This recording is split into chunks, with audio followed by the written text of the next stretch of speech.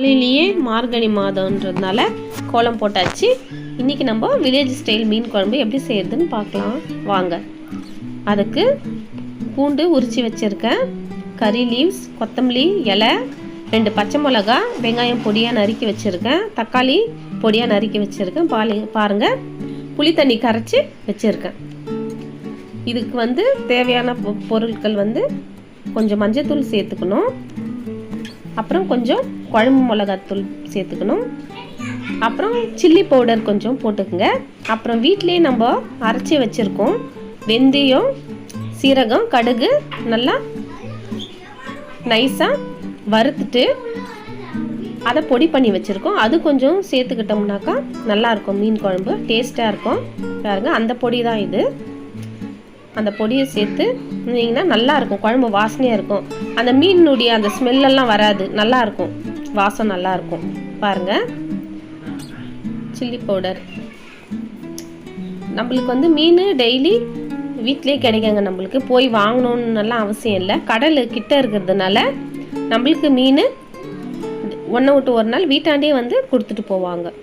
பாருங்கள், கொஞ்சம் இன்றைக்கி நம்ம சட்டியில் தான் செய்ய போகிறோம். எண்ணெய் ஊற்றிட்டு கடுகு நல்லா பொரிஞ்சு வந்துடுச்சு. அப்புறம் வெந்தயம், சீரகம், வச்சுருந்த 2 சில்லி பூண்டு போட்டு நல்லா வறுத்துருக்கோம். பாருங்கள், இப்போது வெங்காயம் சேர்த்து நல்லா ப்ரௌனிஷாக வர வரலும் நல்லா எண்ணெயிலே நல்லா வதக்கிட்டே இருக்கணும். நம்மளுக்கு இந்த சீ ஃபுட்டு தாங்க ரொம்ப நல்லது, மீன் தான் ரொம்ப நல்லது உடம்புக்கு. பசங்களுக்கு டெய்லி கூட நம்ம மீன் கொடுக்கலாம்.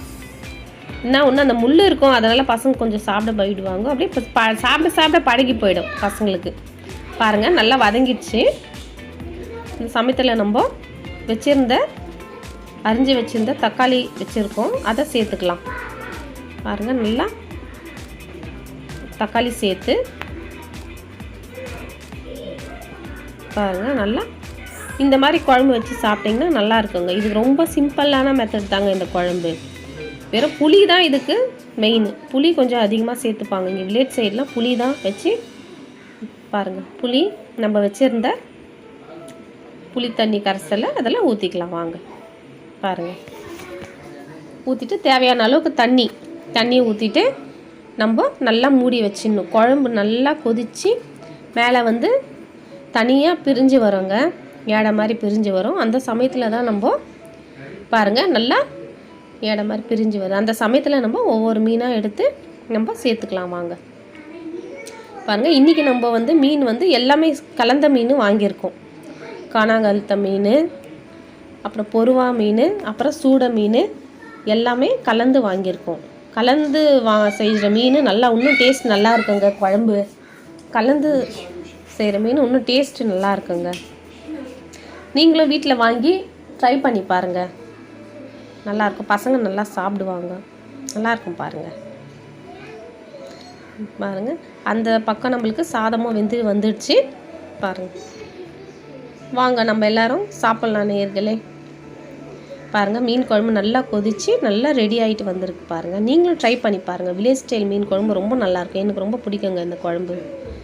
பூசு, குழம்பு ரெடி ஆகிட்டு சாப்பிட்லாம் வாங்க. எவ்வளோ நிம்மதியாக தூங்குறாங்க பாருங்கள் எங்கள் வீட்டு பூசு. பூசு. அவங்களுக்கு இன்னும் தெரியல மீன் குழம்புன்னு, தெரிஞ்சிருந்தால் வந்துட்டு இருப்பாங்க.